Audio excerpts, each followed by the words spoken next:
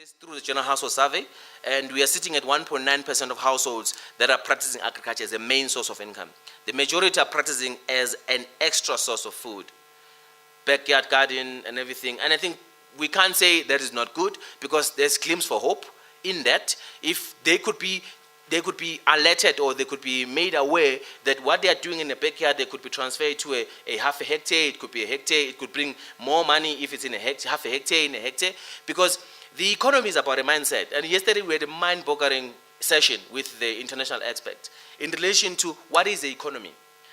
You see, you can't develop economy outside of people. It's not possible. So investment in people, in as far as the mindset and also the skill base is concerned, is so critical, because there's too little you can do without people. So investment in people becomes one of the key issues. And I'm going to share with you what we are trying, what is the statement of government now moving forward in as far as, because also there is literacy issues as well that we mustn't forget about. South African literacy levels are worrisome at a rural level. And agriculture is a bit of science, even though there's more logic to it, but it's scientific. But once you have mastered the science, you can apply logic. So that's how I've viewed it from the practice I've seen. So you start from science and then you apply logic moving forward. But at the end of the day, this is worrisome. If you look into Limpopo, for instance, this is the interrelationship or the interconnectedness of where there is highest level of individuals or households involved in agriculture. We also have got highest levels of food security or highest levels of food access, which therefore says food production or primary production, it can contribute in reducing food insecurity. It's evidence, and we have it here in front of us. Limpopo has got the highest number of individuals who are practicing agriculture because of their agroclimatical condition, of course, where they are sitting within the landscape of the country.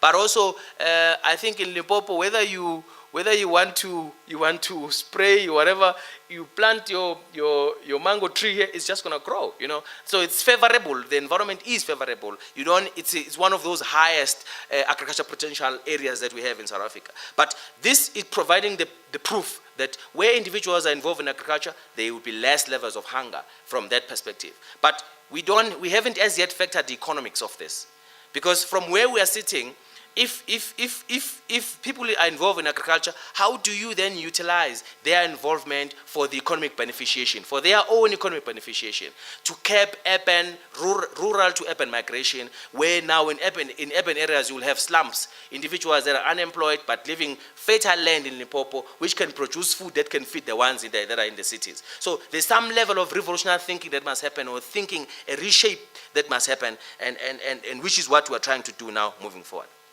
A very, very bad picture, which is a true reality for South Africa, but these are not South Africans.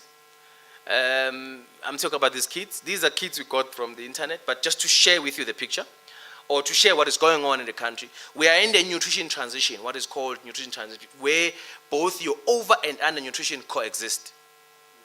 And it's a very, very challenging situation to deal with.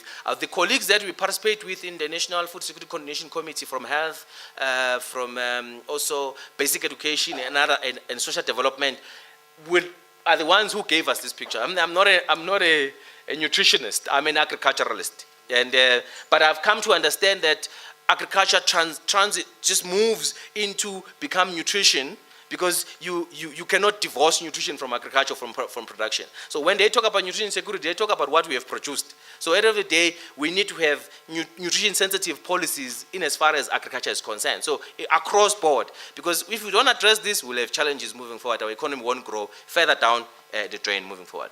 But here is what the SPI and also the guys in the Constitutional Hill Conference said, that this is a crime, you know, because if you look into this, you are having 26.5% of stunting, and it's increasing. I mean, look, from 2005 it was 23.4%.